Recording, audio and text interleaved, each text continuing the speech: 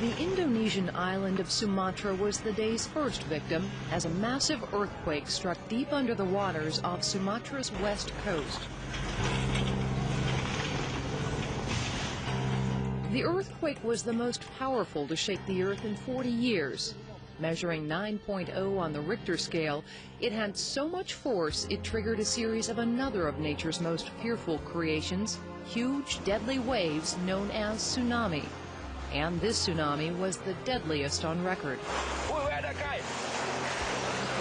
From the quake's epicenter, the tsunami raced outward at more than 500 miles an hour to slam into unprepared coastal towns and villages. Within a day, its impact was felt all around the world.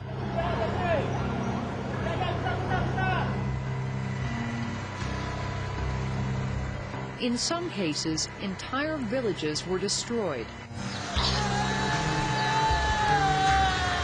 Even the conservative estimates of at least 200,000 dead, most in Indonesia, are staggering.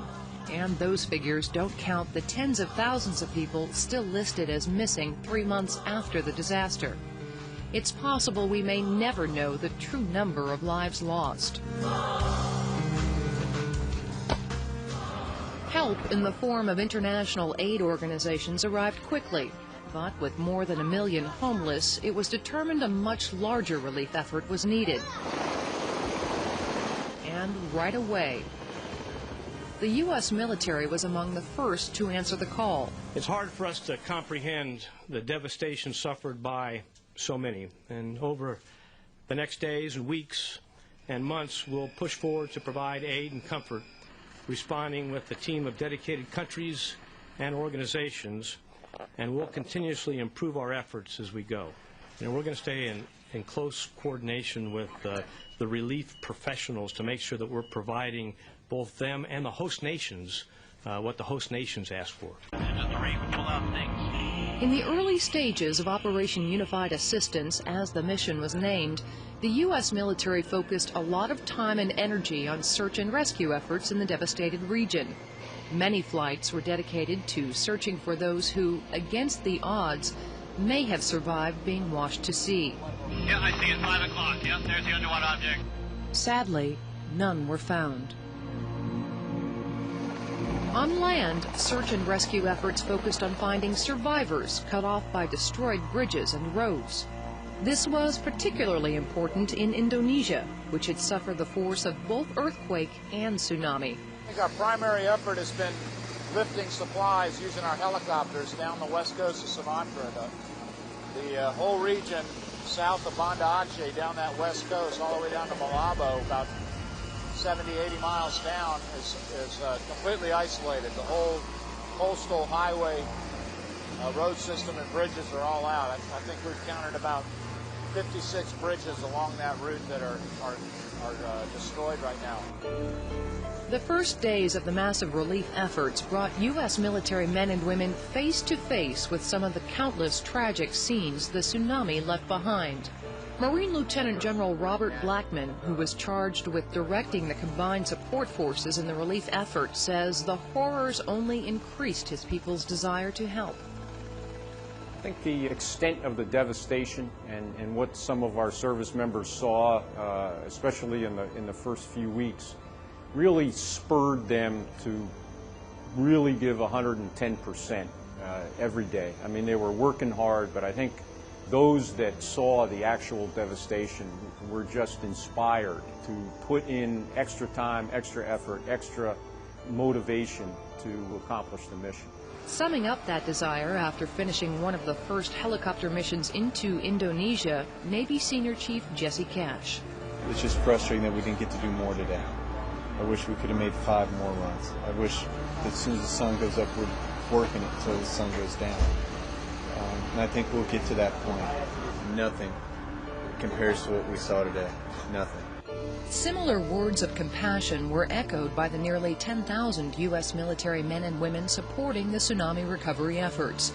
When Recon continues, we'll hear more about their roles in this life-saving operation.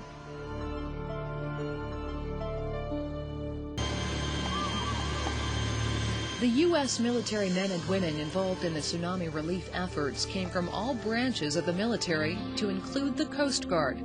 Each began providing assistance immediately upon arrival in the area, but there were some challenges. The tsunami had ripped up coastlines, in some instances changed them forever. So we have a difference in one case of several hundred yards in where the shoreline was post-tsunami to where it was prior to the tsunami. Before the ships from the Navy's 7th Fleet could carry supplies ashore in Indonesia, a survey for underwater obstacles and changes in terrain had to happen first. The task was given to a team of naval oceanographics experts deployed from Mississippi. Using ships and boats like these, they surveyed ports and potential beach landing areas. Field charts are navigation quality charts that Fleet Survey team produced. They showed where new obstructions to navigation existed, where the hazards are currently. It also showed areas that had changed from as a result of the tsunami.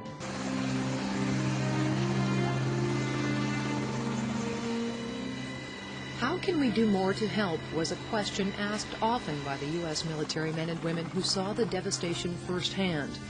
And their desire to do more only grew as the death toll rose. The numbers started piling up. 200, 300, 500, 1,000, 10,000. Then you sort of just become numb to the number of people. And you think, okay, that's the dead people. Now I'm worried about the people that are alive.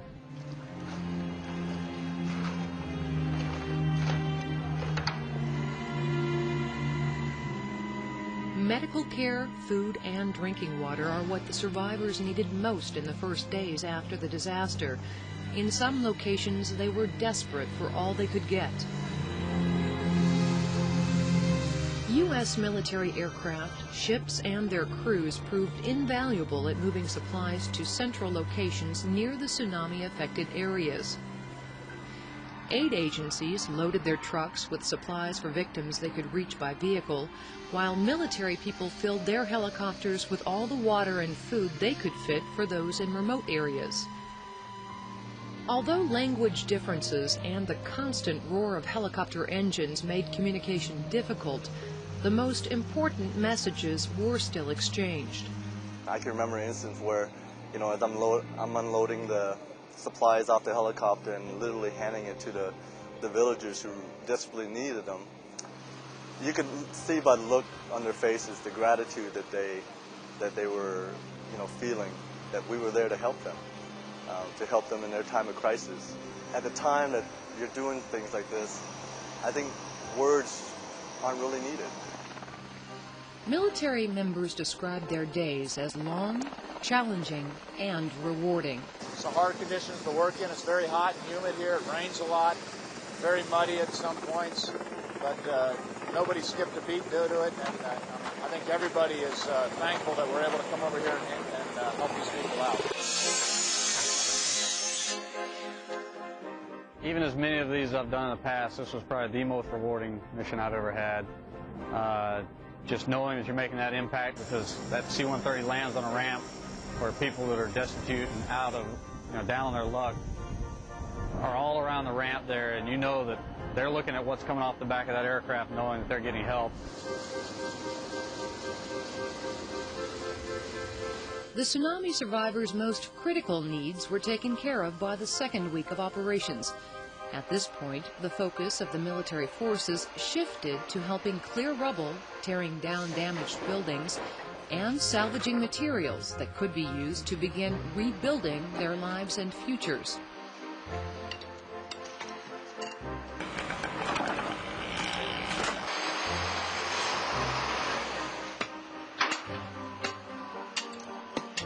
Mission here is to demolition the school here, try to salvage everything that we can. Everything that is salvageable that the Sri Lankans can use when they go to build again is what we're trying to keep. And they can help. Very good. 1, 2, 3.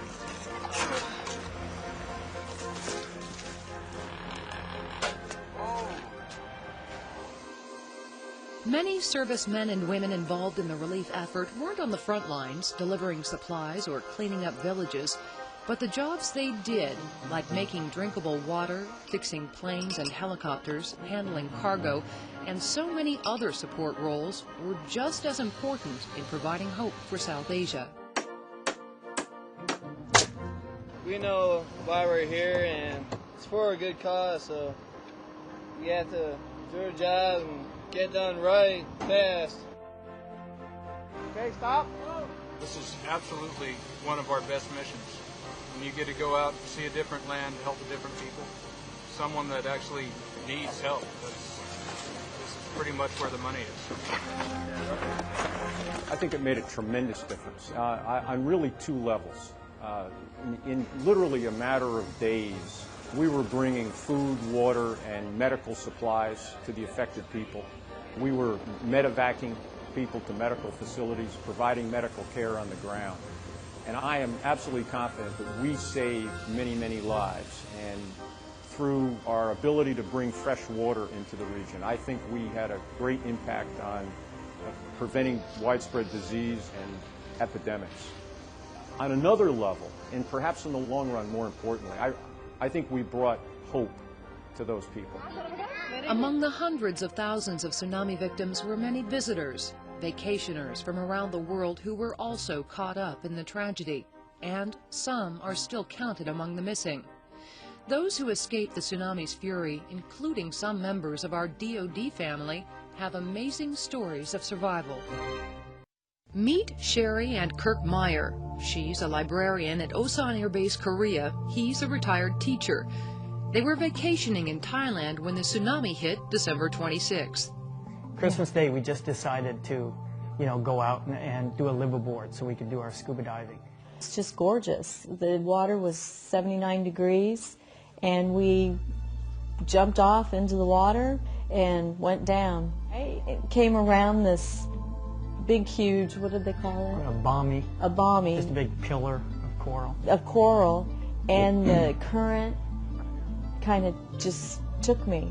And we latched onto each other, just grabbed each other tight, and it wasn't 2 seconds later, all of a sudden, it was, boom, the big amazing. Current hit us. Yeah. The sand, it became a whiteout, and we were tumbling. We grab a hold of each other, and that's when all hell breaks loose.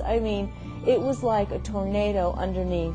We were being tossed and spun. There was sand everywhere. You couldn't see. The visibility was zero. There's nothing you could do. No.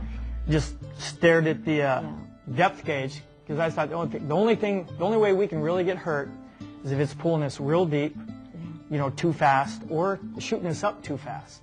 So we just stared at the gauge. You had to have it about this close so you could see it, and just went for the ride. After 3 minutes of our safety stop, we pop up out of the water, and the water is just really it's boiling all around us. And we kick away from the island, and we just kind of hang out and wait. About 10 minutes, they come and get us, and they had been looking for everyone. We're still an hour from the mainland, and then we saw our first body. And as we start heading in further, we see many, many more just floating. And the Thai Navy is marking them with bamboo sticks. We get to our resort, we pull up, and the only thing left standing is an open-air lobby. And that's when they said that not everybody had made it, and that the survivors had been taken to a warehouse. I think when you go through something like that, you can't help but to be changed. I had asked Kirk, this has been quite the experience. What do you take from this? And we both decided that you take the kindness from the people, because that was so evident. The people who took care of us had lost their family, and they were obviously grieving, and they had brought food and water, and what little they had, they gave to the tourists to make us comfortable. I think that's really how I want to live my life now, is to give what you have. Examples of people helping people were everywhere in the days following the tsunami. It's an aspect of human nature that isn't always on display in everyday circumstances. But when tragedy strikes, that caring and desire to help seems to come to the forefront.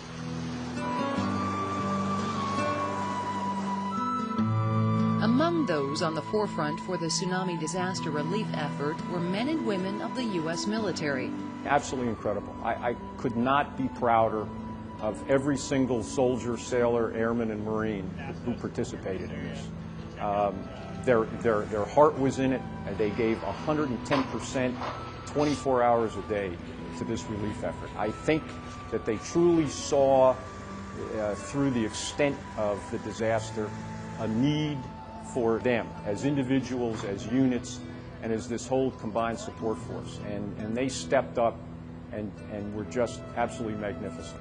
Proud of what I was able to bring to the mission. I mean, not overly, you know, like it's just me. I know it takes all of us to do it, but just knowing that they got the relief and they're being taken, you know, and their spirits are being uplifted because everybody just added so much to it. And it's unbelievable how we pull together. Even though we have the terrorism thing going on, we still put resources to the tsunami relief, and it's just amazing. I'm proud of that. As just a person, not just a soldier, it really warmed my heart to go down and do as much as I possibly could to aid in the relief of the suffering for the individuals in those areas. Along with the pride this effort generated, there was also the realization that so much more help is still needed. At first, it made you feel good that your little part helped, but then you knew that there were still people that needed more help.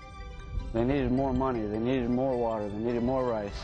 We successfully sent down about 1 million pounds of rice, water, clothes, dried noodles, but still, you just wonder, if there was more people involved, could we have done more to help more people? Spouses missing, loved ones lost. 1 month after the disaster, a memorial service was held. It was a chance to remember tsunami victims and to reflect on how suddenly everyday life can turn to tragedy. I think it's important today, a month after this extraordinary tragedy, that we take a moment to reflect on exactly who we are and what it is that we are doing here. That we pause from our largely military and practical duties in the application of relief across the region. They are duties in support of humanity, of people, and we demonstrate to them that we are here for people in need. I think beyond providing for basic human needs, the water, food, medical care, I personally think that beyond that, the difference that we're making is providing hope.